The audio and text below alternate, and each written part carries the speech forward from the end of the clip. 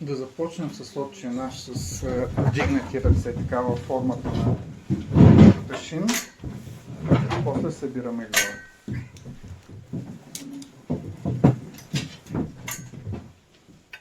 Отче наш, който си на небесата, да се свети името Твое, да дойде царството Твое, да бъде волята Твоя, както на небето, така и на земята. Хлябът наш насъщен, дай го нам и днес, и прости ни дълговете наши, както и ние прощаваме на нашите длъжници. И не ни въвеждай в изкушение, но избави нас от лукавого, защото е Твое царството и силата и славата за винаги. Амин.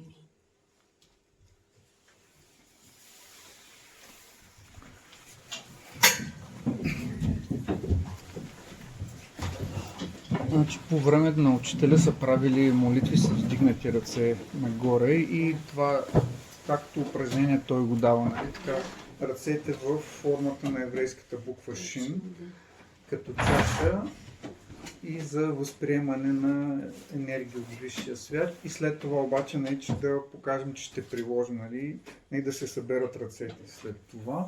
И като се прави с молитва много силно. Има вариант, разбрах за такъв случай, са правили и с дълбоко дишане, или Отче наш, още по-силно така може да бъде. Задържане, но и ръцете в... Да, още по-силно. Така, сега днеска, значи, за кристалите пак да си говорим, но и за Слънцето Сириус и малко практически упражнения. Но преди това да направим пак упражнения, които за балансиране на енергиите и за освобождаване от неблагоприятни влияния. Така да прочитам малко по този въпрос, така както го е дал учителя.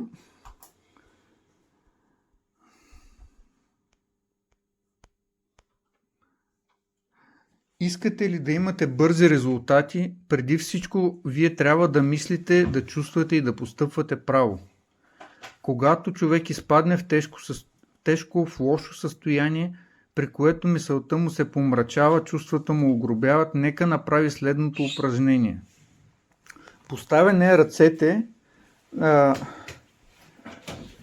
Поставяне дланите на ръцете една срещу друга, при което се допират върховете на пръстите. Лявата ръка се тегли по дланта на дясната до края на китката, след което се изправя и под прав ъгъл, след това дясната почва да се плъзга до края на средния пръст, вдигаме горе и редуваме едно след друго, като това да става много плавно и постепенно, без прекъсване, но нека да го прочита цялото и после да го направим заедно.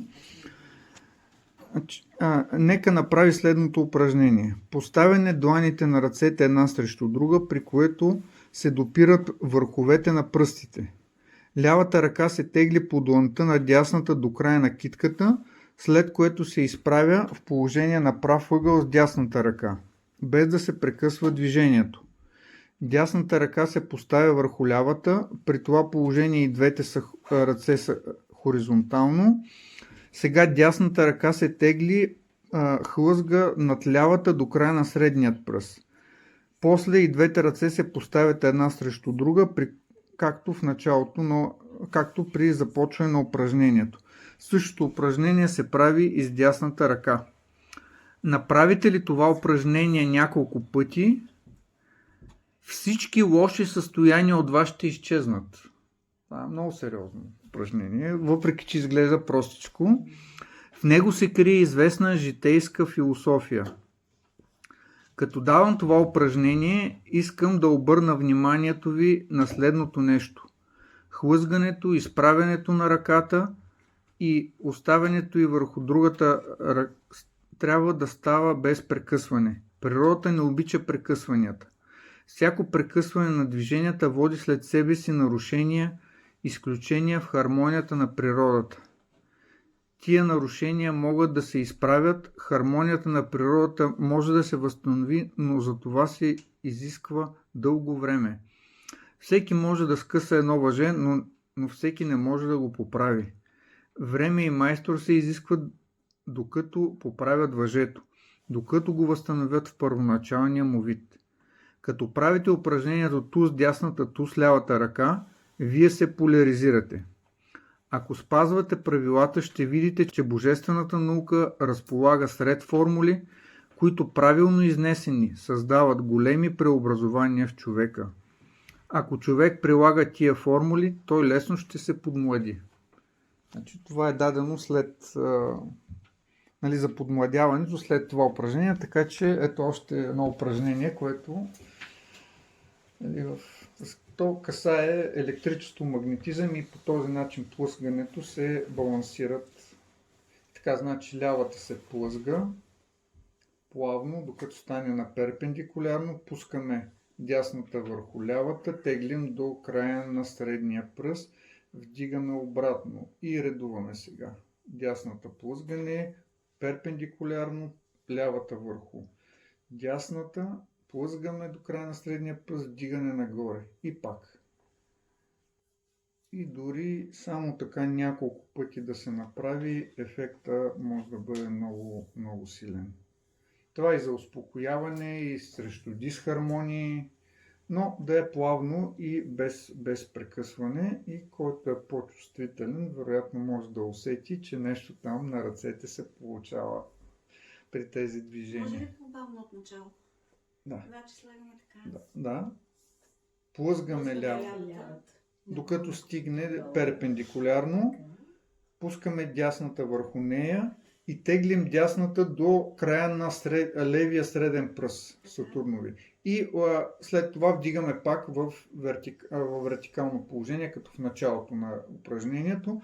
Теглим сега, плъзгаме дясната и теглим лявата до края на средния пръст и така се редуват едно след друго.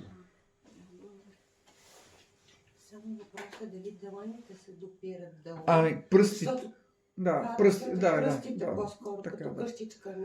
Но долу да е на 90 градуса и после плъзгане. Въпросът е досега да не се губи. Да, и да става плавно, т.е. да няма накъсване на това упражнение, колкото можем по-бавно и плавно да го направим. И усетихте ли нещо? Добре. Така. И тук във връзка с баланс. Да. То е. Просто обаче виж колко работи. Да ми дойде едно движението на Отче наш, да кажеш. Ние дойде едно движението на Отче наш, защото ние казахме Отче наш така. По принцип му има едно много силно движение за това молитва. Къде си го видял това? Къде си го срещал? Това движението за молитва, което наистина ние казваме Отче наш.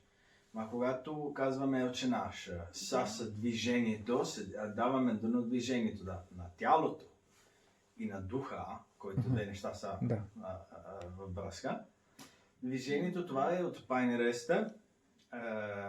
Сега тук така. Отче наш, който си ни на небесата, да се свети името Твое, да дойде царството Твое, да бъде волята Твоя, като на небето, така и на земята. Хляба наш дни, дай ни го нам и днес, и простри ни дълговете наши, както и ние прощаваме на нашите длъжници. И не ни въвеждай в изкушение, но избави нас от лукавого, защото е Твое царството и силата и славата за винаги. Амин. Върти ми го после това да го разгледам. Иначе това е за вдигането за всякаква молитва, но то дори само да се спои. Това си го има, само така го има. То е отделно, други упражнения, то си е съвсем. Аз си купих, най-после си я намерих тая молитвена хранилница, която вече има и други такива упражнения, които точно по този начин целите и те са Значи, то само ако се държат ръцете в това положение, чаша. то си работи много. Да. Но когато се прави и молитва, и има там в едно от томче с извънредни беседи, имаше там казано, че смисъл направихме в смисъл са правили молитва с вдигнати ръце. Тоест това го е имало като практика. И в други такива с вдигнати ръце, по този начин. И сега още едно упражнение с ръцете, то даже дали не е и по-лесно. Така, сега тук двете ръце се изнасят напред и дясната започва да се движи бавно над лявата нагоре до рамото, после минава пред гърдите, близо до рамото, близо до врата и след това се изнася напред. И после обратно, двете ръце застават успоредно, след което лявата ръка минава бавно над дясната, по същото положение, както вземаше. И това упражнение да се прави няколко пъти, ту с лявата, ту с дясната и ги редуваме естествено така. То е пак балансиране и успокоение. Да. Но като се направят двете едно след друго, мисля, че има по-силен. Може би е по-добре, но... Защото аз имам спомен, че го правя, че съм го правил. Да. Учителя за успокояване, за балансиране, за хармонизиране на тялото. И сега още нещо, тук вече по-скоро така за активизиране, за трансформиране на енергиите. То може би можех и с него да почнем, но нищо и така сега става. Значи изтегляне на всички пръсти на ръцете по няколко пъти. Да кажем, почваме с левия палец, няколко пъти изтегляне. Не е нужно чак да пука, просто костичките да се отделят така лекичко, без да ни заболи, но да се усети това отделяне на ставите. И това и за здраве може да се ползва, за трансформиране на енергиите. Много така полезно, приятно упражнение. Няколко пъти. Има и с поглаждане на пръстите, но аз там вече може отделно да... Тоест може да имаме една лекция за пози, движения. Учителя е давал и такива специални пози или положения на тялото, които да се вземат. Това може да го направим отделна лекция. Последното упражнение с лявата ръка. Значи, дясната почва да си... Следващото. Издърпване. От лявата и после на дясната да завърши. Те пак да се редуват, нали? Така може по няколко пъти.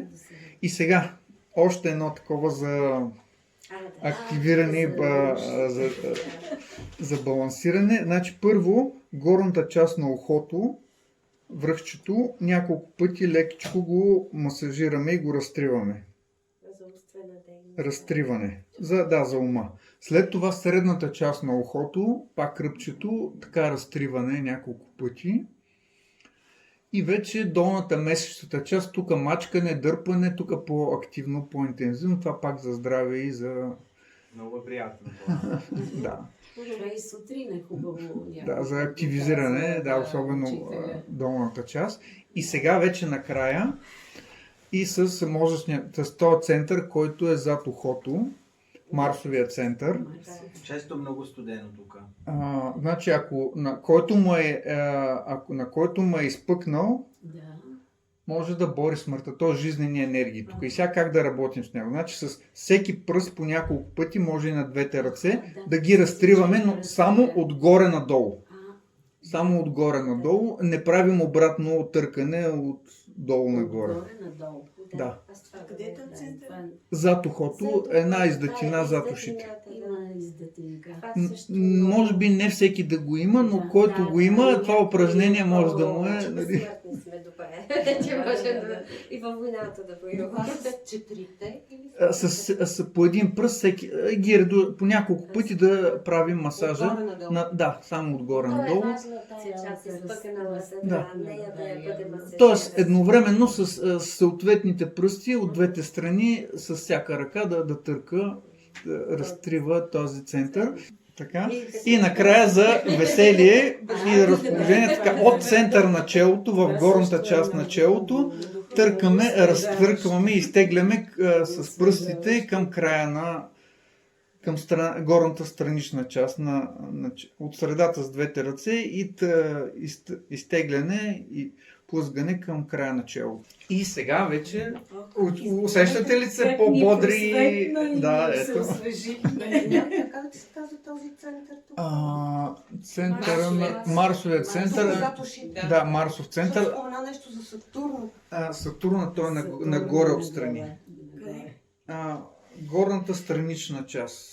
Там не пипаме. Само По-добре, там. не. Значи той и Марсовия, нали, ако е силно развит, може да има, нали, Марсовите сили да действат човека, но и за жизненост, така че ние ако тази енергия да се използва, нали, за полезни цели, нали, това е един начин. Нали. Наистина за много кратко време човек, дори ако нещо е уморен или му се спи, това много бързо трябва може да учи. Много е важно. Аз го Аз бях чела, като са болни децата. за здраве, да, също, да. Това обаче не знаех, че само... И това с изтеглянето също е за здраве, може да се ползва. Може с един пръст, но ако се направи с всичките, Да, с още всичките е по-добре. Така. Това е... И сега вече да минем към кристалите. Аз тук, чакай да видя дали... Да, донесъл съм някой, който иска малко може да разгледа диамантчета после тук. Но това да го оставим за после, след лекцията. Да, ще бъде хубаво всеки да си го чувства. Сега, като се говори за кристалите, да допуснем, че всеки кристал представя велик закон за оформяне или проявяване на човешкото съзнание на Земята. Щом е така, трябва да приемем, че всички закони са нагласени според кристалите. От тук ние си обясняваме защо едни хора обичат едни скъпоценни камъни, други хора обичат други и така нататък. От обичта и разположението на човека към един или друг от скъпоценните камъни се съди за произхода на неговото съзнание или за степента на развитието на неговото съзнание. Чрез скъпоценните камъни вие ще намерите кой някога в миналото е бил бащата на вашето съзнание. Тоест, тук е някаква връзка, се дава това какви скъпоценни камъни ни привличат, че може да е свързано с нашето минало развитие. Те са свързани с висши същества и съответно какви висши същества може би сме имали връзка в миналото. И тъй, когато се изучават кристалите от окултно или от божествено гледище, ние не се интересуваме само за произхода на кристалите, но ги разглеждаме като пергаменти, върху които е написана цялата история за развитието на човешкото съзнание. От тия пергаменти бъдещите минералози ще учат. Знаете ли колко ситно са написани тези научни факти? Знаете ли какви сложни математически и геометрически формули на велики учени се крият в тия кристали? Големи съкровища се крият в кристалите. И след всичко това някой ще каже: изхвърлете навън тия скъпоценни камъни. Човек не трябва да се украсява с тях. Не, ние трябва да носим скъпоценните камъни и вътре в себе си, а не само външно, и да разберем тяхното съдържание и техния смисъл. Казва: мене не ме интересуват скъпоценните камъни, понеже що ме интересува, трябва да ги туря на врата. Петелът казва: аз съм свободен човек, не искам да нося тия яйца на врата си. Да туря 1, 2, 10, 15 диаманта на врата си. Ако аз ви дам на вас един диамант, колкото като кокош яйце, и да го носите на врата си, то не е удобно. Или ако турите този диамант върху перото, с което пишете, не е удобно. Как ще пишеш?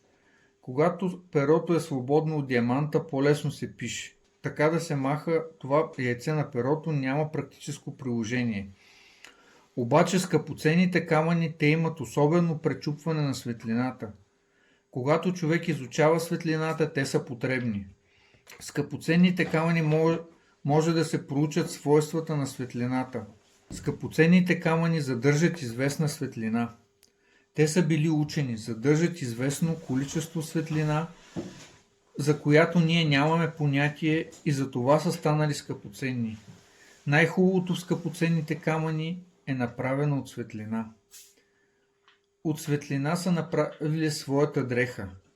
Казвам, когато ние в живота извлечем най-хубавото като диаманта, от знанието ще направим един такъв диамант.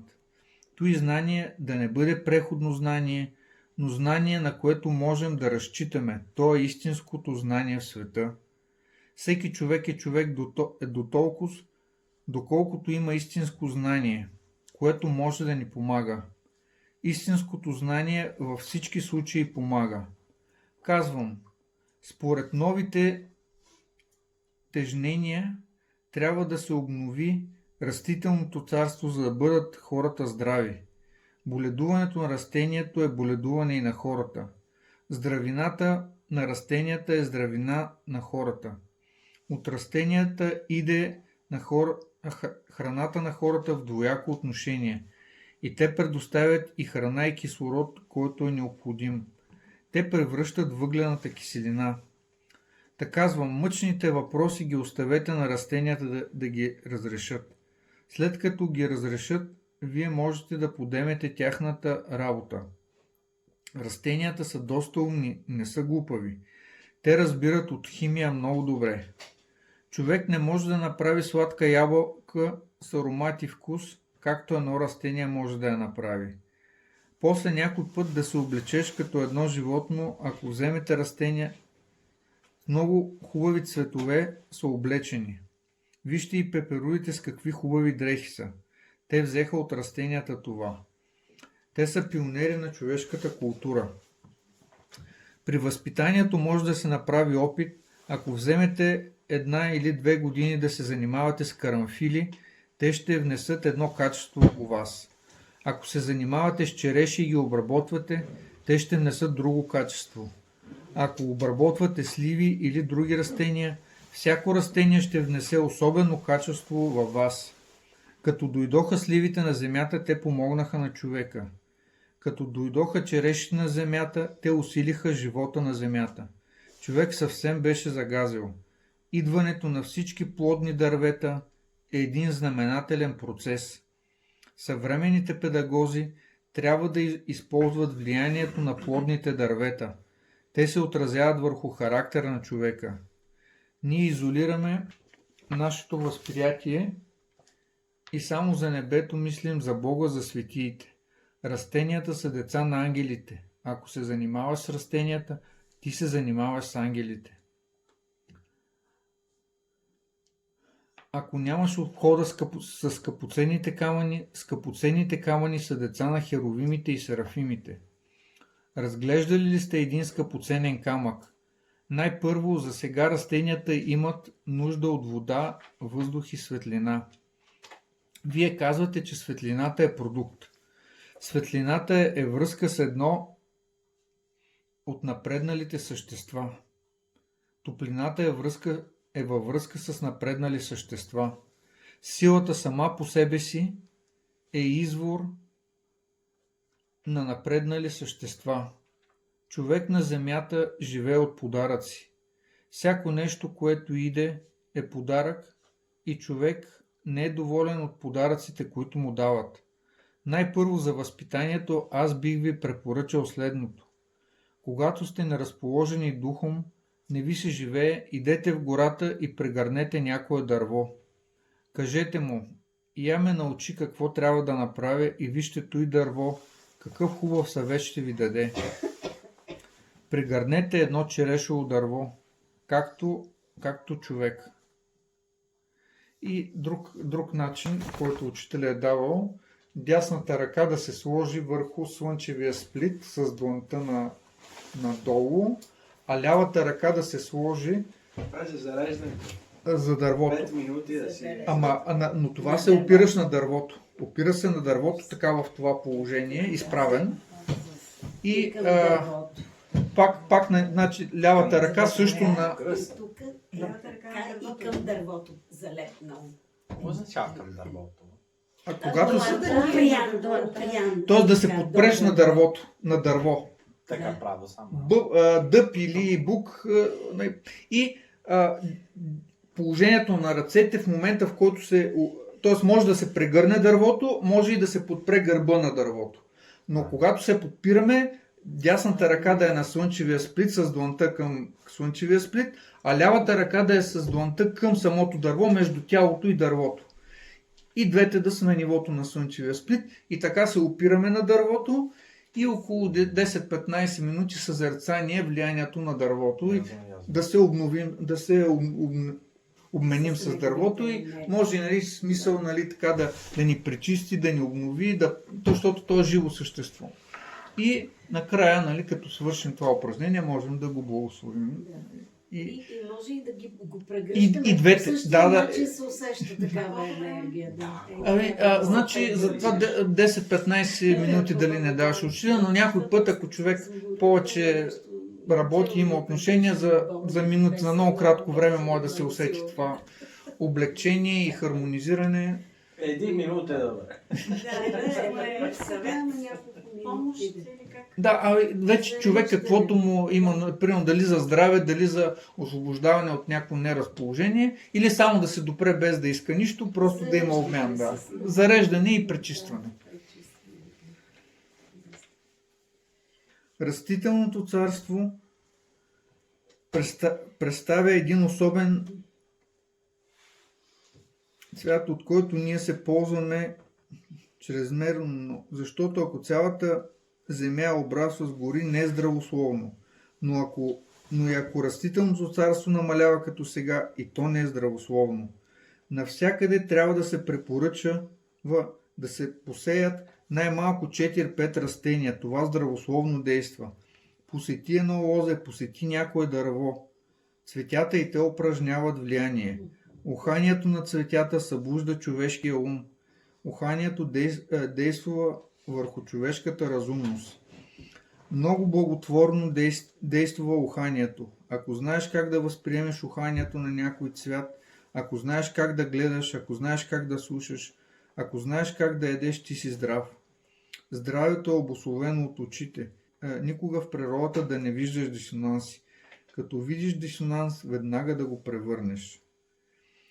И тук, нали, в тази връзка, ако имаме някъде място, където можем да засадим различни растения, плодни дървета, цветя, дори лук и чесън, те помагат. И самата работа с растенията, работата с земята, тук е и земния елемент, други водния, поливане, това си има своето значение, дори да не се усеща, то си работи, но който така се задълбочи в това, в един момент това може да стане много силно и дори половин-един час в градината, след това човек може съвсем по друг начин да се чувства. Ние тук в София имаме едно място, където това може да се прави също така. Ако сте ходили на място на сестрите, там много, много хубави възможности има и градина може там да се да го оформим и да го завършим по най-хубавия начин там. Ще си направим някой път да ходим да ги прегръщаме. То си там, освен с земята, с водата елемента, с дълбоко дишане, има какво да работим, нали така? И е точно така, но знаете ли как? По край да се заседят пролетни, летни, есени, да се зимни. редуват така. Така, за да се редуват. Да. Много хубава идея. Там е много такова. Сега аз бих желал да направите опита. Ако направиш опит и няма резултати или наполовина само, не си ги направил както трябва. Природата е отзивчива за всички опити, които са разумни. Всяко разумно нещо носи благословение на човека. Помага. Зато искам да ви кажа към растенията да имате много добра обхода. Никога няма да се сърдиш на едно растение. Като минаваш през гората, блъснете някое клонче. Не е виновато то. Ти се разгневиш, чупиш клона. Да имате приятелство с растенията. Като минете някъде да имате много добро разположение. Всички растения имат много добро разположение, много любовно разположение. Ако имаха възможност, тия същества щяха да говорят, да ви поздравляват и да ви желаят доброто. Всичко, което имат, са готови да ти дадат. Много щедри са, любвеобилни са. Зато именно от тях трябва да се учите. Трябва да учите правилна обхода, както те имат. И тук малко за някои небесни тела. Може да кажем, според съвременната астрономия, небесните тела се разглеждат като механични обекти, движещи се по определени закони, формули, по които се изчислява положението, но освен външната страна, в която можем да наблюдаем визуално или с телескоп, с планети са свързани неща, които за сега са скрити за повечето хора, но има начини и с това да работим. Значи, влиянието на планетите от астрологична гледна точка може да ги разгледаме като силови или енергийни течения, които въздействат на Земята по различен начин, върху живота на хората, върху различни процеси и също така и върху минерали, растения и животни. И тук някои неща да прочета в тази връзка. Под съзнанието си човек трябва да има предвид влиянието на Земята, на Слънцето и на Месечината заедно и да е свързан с центъра на Слънцето. Според мен центърът на Слънцето това е интелигентността на Слънцето. Слънцето е разумно. Земята и Месечината са разумни. Между тези разумности има отношение. Видимата Земя е тялото на Земята. И Земята има душа, и Слънцето има душа. Културата се обуславя от космичната обич, която ни се праща отгоре. Не мислете, че Слънцето и другите планети не вземат участие в нашия живот. Слънцето най-много се интересува за нас и всяка година изпраща милиарди кредит на Земята. Ако отидете на Слънцето, ще видите, че тамошните жители имат много милиарди енергия за културата на България, за обич, за религиозни вярвания и за повдигане в пътя на истината. А сега насочим телескопа и казваме, Слънцето е огън. Аз оспорвам това, защото огънят е слаба енергия. На Слънцето има енергия, но не е огън. То е нещо по-силно, което няма думи да се изрази. Слънцето не е горящо тяло, а тяло на грамадна енергия. Няма да се спирам на вътрешната страна на тази енергия, да обяснявам как се е развила тя и така нататък. Па и дали ще повярвате, ако ви кажа нещо за Слънцето, което е на такова голямо разстояние от нас. Вие не вярвате в мене, доколко съм искрен. Питате се дали имам задни цели, а ще повярвате за Слънцето. Че Слънцето е добре разположено към нас, това се вижда от енергията, която изпраща на Земята, от добрините, които повседневно ни приготвя. Защото без тази енергия животът е немислим. Слънчевата енергия е жива, съзнателна. Ако почнем да мислим така за нея, ние ще можем да всмукнем в себе си тази енергия и тя ще произведе в нас един съзнателен и правилен процес на растение. Значи мислено свързване с слънчевата енергия да смукнем от нея. Също така учителя дава, че умът на човека трябва да е свързан с центъра на Слънцето. И сега пак, за което често мислим, с него се свързваме.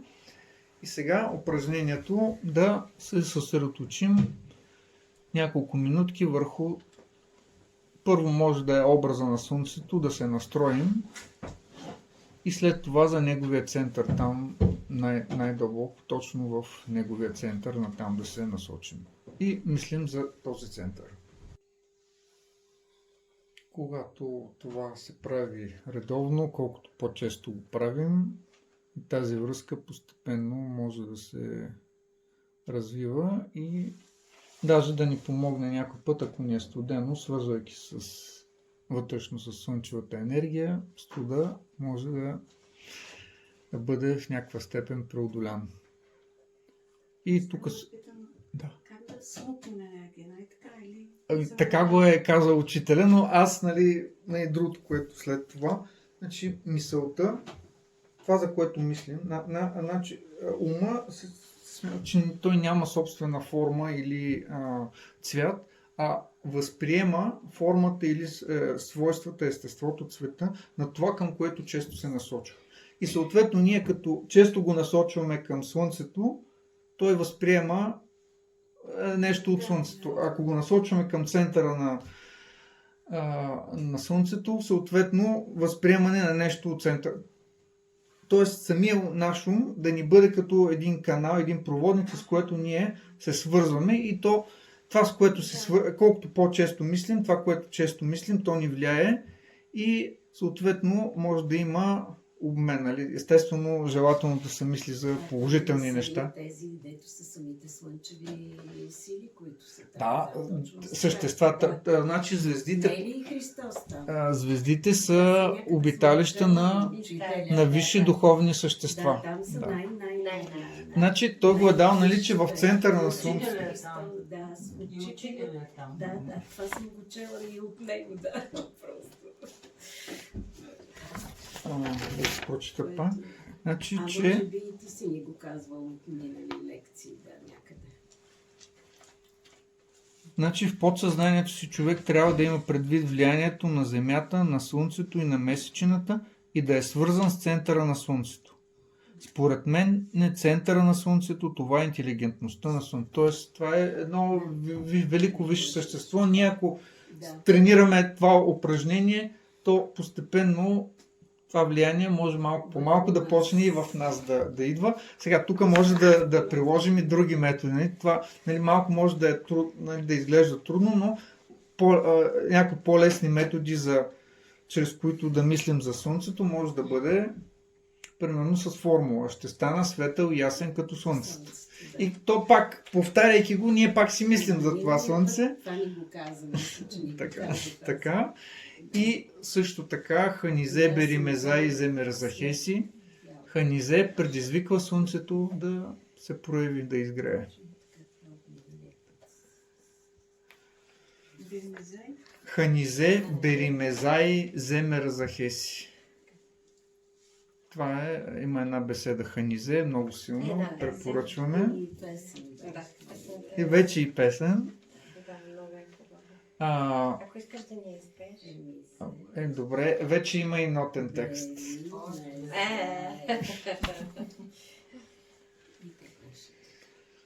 Ханизе Беримезай Земерзахеси. Ханизе Беримезай Земерзахеси. Слънцето ни огря и тайната си в нас разкри.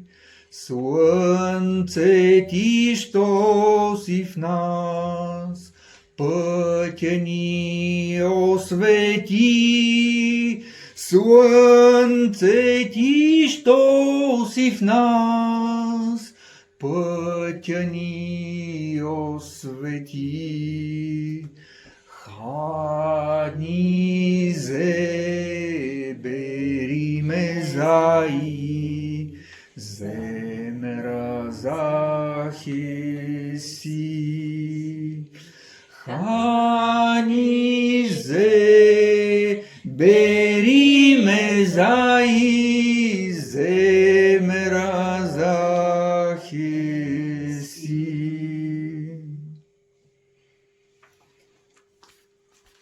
Благодарим. Ама то там човек, ако прочете в беседата какви пояснения, то такива с реалността, реално изключителна беседа. То си струва, нали, отделно само веднъж за това, даже може да си говорим за Ханизе, но в книгата по бялата магия има. Нотите откъде да ги вземем? И Ще вече, извадиме другия. вече Да, ще ги в донесем. групата, може да разпечатаме А, може и с другите, да. и в групата да се пусне. Да, ще ги донеса. Ханизе, Беримезаи, Земера Захеси.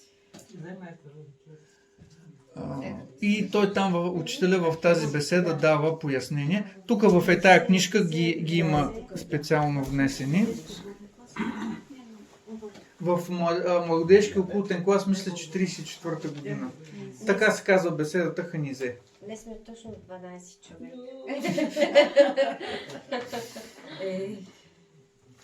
Така, още малко във връзка с небесните. Само за слънцето, когато говорим, имаме предвид галактическото слънце, а не вулкан, което е Значи, тук в случая, мисля, че учителя, нали, за нашето слънце става въпрос, да, на Слънчевата система, центъра на Слънце. Сега, някой, нали, разглежда, нали, и във връзка с Алфиола, нали, която е на галактика, но това вече е много високо ниво. Но ние дори само с нашето слънце в Слънчевата система да работим, хич не е малко. Сега, тук може, нали, и други методи, нали, да се прилагат, освен формула и директно на мисъл за Слънцето. Медитация върху образа на Слънцето, който също може да ни повлияе така, но след това вече и върху самия център. Работа с златото, защото златото като представител на Слънчевата сфера, т.е. ако искаме да изследваме Слънцето, да работим с златото и това пак през мисълта, т.е. да се вглъбим, съсредоточим в златото, да се свържим с него. Да, концентрация върху злато, но не само концентрация, но всякъде да се слеем с него, за да влезем в контакт с слънчевите сили и енергии чрез ума. По подобен начин, както... Сега, нали, ако някой може директно, но може и по един и по другия начин да се допълват и с формули още повече. Нали. Човешката раса съществува и живее едновременно във всичките планети, според думите на астрономите и астролозите. Някой казва, че Сатурн влияе върху хората на Земята. Според мене, хората, които живеят на Сатурн, влияят върху хората на Земята. Тъй, защото не е Юпитер или Марс или Венера, които влияят върху хората на Земята, а хората на Юпитер, на Марс, на Венера и на другите планети оказват влияние върху хората на Земята. Хората, които живеят на Юпитер, живеят по юпитеровски. Тия, които живеят на Марс, живеят по марсовски. Тия, които са на Венера, живеят по венеровски и така нататък. Ще кажете дали всичко това е вярно или не. Има нещо вярно, но този филм е така скорен, че представя едно добро забавление. Считайте, че това е едно забавление за вас. Те знаете, че хората, които живеят на Марс или на Юпитер, или на Венера, или на Сатурн са другояче устроени, другояче организирани. Не са като нас. Най-висши типове, които сега съществуват, са тия на Слънцето, а хората на Земята са от ниско произхождение, от ниските типове в сравнение с слънчевите. Защо? Хората на Земята живеят в много гъста материя. Сега мнозина питат, дали хората на Юпитер седят по-високо от тия на Земята. Те седят по-високо, защото тия типове имат голямо благородство в характера си. Сега хората на Земята ще станат по-благородни, по-справедливи, защото покрай мнозина от тях им оказват влияние. Юпитеровите типове са благородни, справедливи, милосърдни, имат повече бащинско отношение. Едно е вярно, че Юпитер, както и другите всички останали планети, оказват известно влияние върху човека. Когато астролозите говорят за влиянието на планетите, те са имали предвид онова първоначално състояние, когато всички планети са били в един пояс. Тогава всеки пояс се управлявал от едно разумно същество. Оттам е и връзката с металите. Тоест, някои метали, които на Земята ги имат връзка с една или друга планетна сфера, значи златото с Слънцето, среброто с Луната,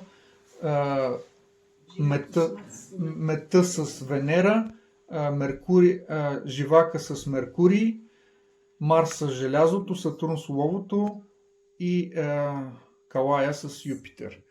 И ние, съсредоточавайки се върху тези метали, можем да влезем във връзка с съответната планетна сфера, но дори само с Слънцето и с Златото да се работи, пак не е малко. Когато астролозите говорят за влиянието на планетите, те са имали предвид онова първоначално състояние, когато всички планети са били в един пояс. Тогава всеки пояс се е управлявал от едно разумно същество. И каквото влияние са оказвали тези пояси, тези планети на хората, те днес едва ги разбират. Та едно време, когато тези планети са били заедно в такива пояси, тогава те са повлияли на хората, а не сега. И те сега ги разбират, когато вече планетите са разделени. Днес те имат съвсем друго предназначение. Един астролог днес по никой начин не може да предскаже какво е влиянието на планетите върху човека. Някои неща са верни, а някои не са верни. Например, някои астролози могат да предскажат някои събития, които ще се случат в скоро време, но те не могат да предскажат далечните събития. Например, сега са предсказани много работи и трябва да се следи дали ще се сбъднат тия неща. За една година някои неща могат да се сбъднат, но някои няма да се сбъднат. Има причини защо дадени предсказания няма да се сбъднат. Има неща, които липсват на предсказанията. Някои предсказания не са направени както трябва. Има неща в природата, които са точно определени. Например, в окултната наука има известни максими, които не търпят абсолютно никаква критика. Например, началото на човека има известни максими, които са особено важни, но тези максими представят съкровена тайна, която не е позволено да се изнасят. Щом човек има тези максими на челото си, той непременно ще върви добре. Също така той има известни максими на устата си, на очите си, на ушите си, на веждите си, но не е позволено да се изнасят тия максими. Който знае тези максими точно както са, той може по тях да предскаже нещо точно. Тези максими не могат да се кажат на хората.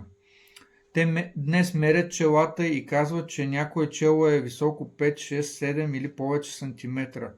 Но все таки ние виждаме, че и с високи и с ниски чела хората вършат престъпления. Защо? Максимите ги няма на това лице. Тези максими ги има само тогава, когато между всичките части на човешкото лице има едно математическо съотношение. Ако челото и носът и очите, и ушите и устата са максимални, ще има едно пълно равновесие. Но ако има едно изключение от това равенство, тогава тази хармония се нарушава. Това равенство, което съществува, също се нарушава. И при това положение никакви предсказания няма да се сбъднат. Друго яче казано. Човек може да живее в един физически неорганизиран свят, или в един организиран свят, или в един разумен свят, и от това в какъв свят живее ще зависи и неговият успех и сполука в живота. При това положение сполуките ще бъдат различни. В неорганизирания свят сполуките ще бъдат много малко, в организираният повечко, а в разумния свят постиженията ще бъдат най-много, почти до максималните. На Слънцето в 100% разумен живот, ние колкото повече се свързваме с него, съответно и нашия живот постепенно може да се променя от това. Вътрешно преобразяване. Това с преобразуването на едни метали в други, което е една от задачите в алхимията. Това може да се разгледа и в вътрешен такъв символичен смисъл. Трансформиране на неблагоприятните, дисхармоничните енергии в висши и от това да имаме преобразяване и процес на растение и развитие. Какво може да се постигне в един неорганизиран свят? Представете си, че вие сте един поет и пишете своите стихове на брега на морето. Но след половин час идват вълните и заличават всичко, което сте написали. Какво ще остане от вашата поезия? Всичко това ще бъде пометено. Даже и да поставят една статия на брега и тя ще бъде катурната. На брега нищо не може да остане. Това е един променлив свят. На какво може човек да уповава? Вие отивате на бойното поле и минавате за много смел човек. Казва, този човек е голям юнак. Колко струва вашето юначество пред съвременната артилерия и картечници? Ще се скриеш в една дупка от 100 метра и оттам ще слушаш тътена. Ще гледаш навън през една малка дупчица, като през мазгал. Казвате, трябва да има човек вяра. Ако имаш вяра и излезеш през това време навън, какво ще стане с тебе? Според мене, ако човек има вяра, той преди всичко няма да иде на бойното поле. По думата вярващи ние разбираме най-разумните хора. Вярата не е достояние на обикновените хора. Вярата е достояние на най-разумните хора, на най-силните хора. Само те могат да имат вяра. Вярата, веруето се отнасят до талантливите хора, а суеверието до обикновените хора. Така седи самата истина. Някои казват, че имат голяма вяра. Христос казва, че който има вяра, ще мести гори и планини. Вярата не е обоснована само на това да се вярва, но тя е обоснована на знание. Истинската вяра носи в себе си знание. Вярващият знае нещата. В какво вярва човек? Той вярва в онзи велик закон, вярва в своето съзнание, вярва в своите възможности. Аз съм един хирург. До сега не съм правил операция, но казвам. Аз вярвам в моята хирургия, операцията, която ще направя, ще излезе 100 на 100 сполучлива. Няма да има нито едно изключение. Защо? Защото като отивам да правя операция, аз не съм раздразнен, тих и спокоен съм. Концентриран съм и тегля ножа спокойно, гладко. Режа само това, което трябва да се реже и нищо здраво не докосвам. След това зашивам и работите излизат сполучливи. Зная работите, зная как да направя известни хирургически операции. Така трябва да бъдете във всички области. Като дойдете до религиозния живот, и там ще срещнете много религиозни хора, които минават само за религиозни. За да бъде религиозен, човек трябва да бъде гениален.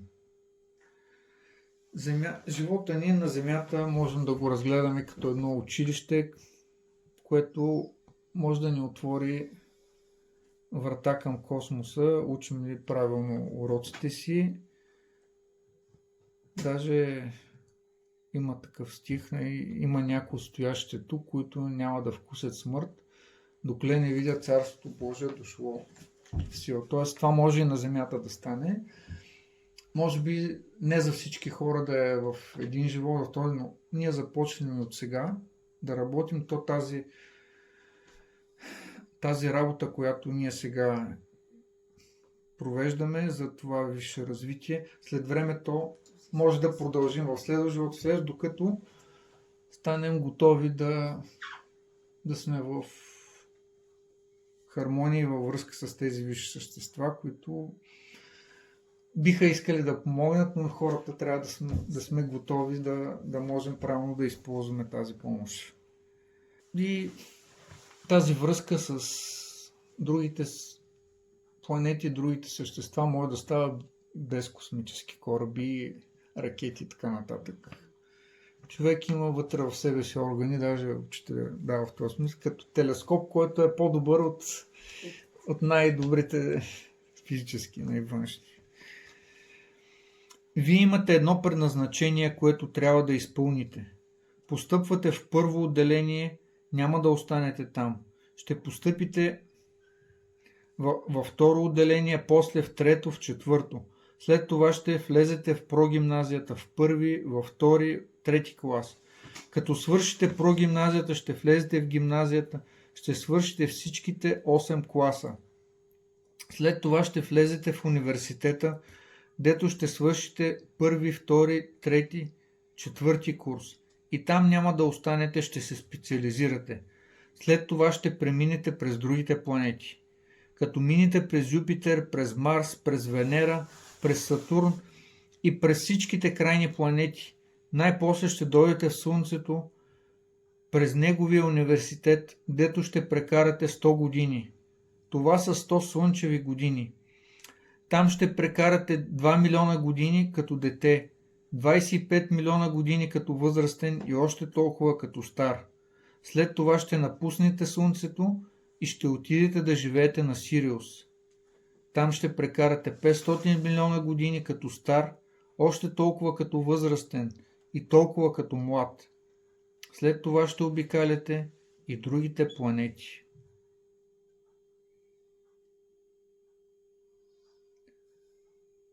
Сърцето не може да бъде здраво, ако не се свърже с Слънцето.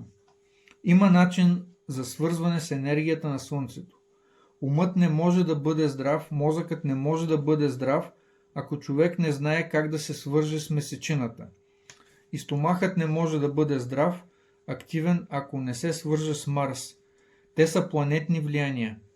Има известни енергии и течения, с които трябва да се свържем. Ако вие не се свържете с чистия въздух, тогава не можете да бъдете здрав. Ако не се свържете с онази светлина, има една светлина, която носи живота. Той, което наричат индусите прана. И съответно, дълбокото дишане е много важен метод.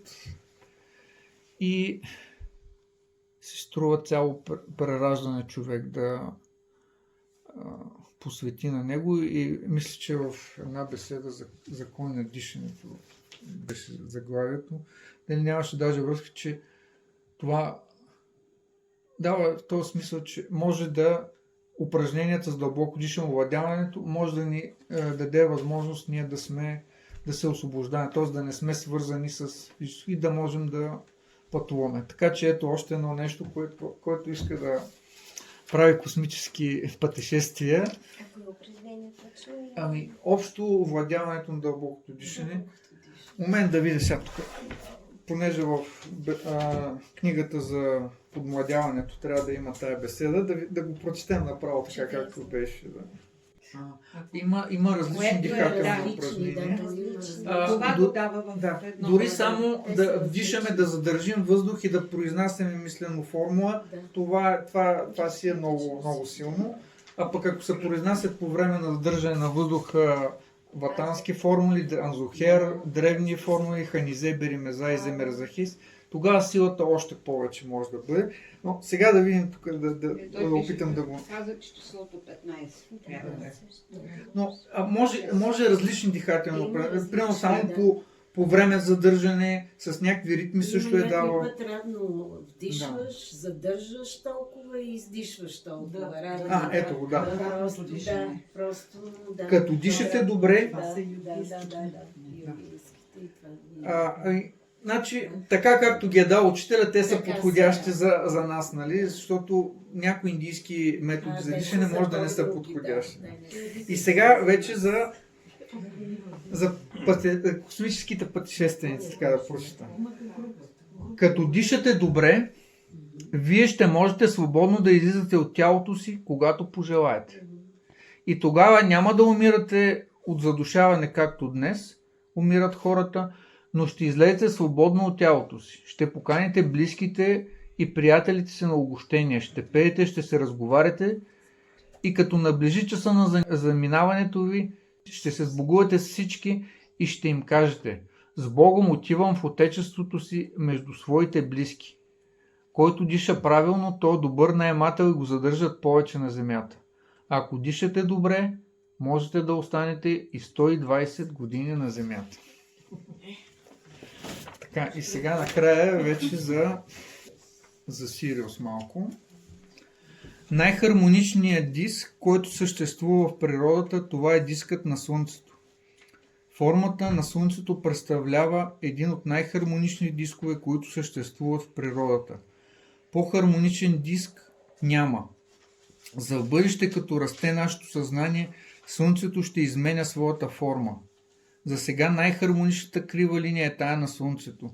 Вземете тая линия както е в съзнанието си, както се явява. Не както виждаме Слънцето на хоризонта. Ние не виждаме кръга правилен. Аз говоря за този кръг, който се явява в съзнанието. Когато искате да внесете хармония в себе си, може да предизвикате формата на Слънцето в съзнанието си, за да се образува и в съзнанието хармония. Някой път след Слънцето иде втора Луната, след Луната иде Венера, после иде Юпитер по форма. От звездите най-хармоничен диск има Сириус. После всичките тия от първа величина 19 звезди. И те са хармонични. Ако вие ги изучавате, ще придобиете хубави неща. Някои хора са меланхолични, ако сте свързани с тези звезди от първа величина, меланхолията ще изчезне.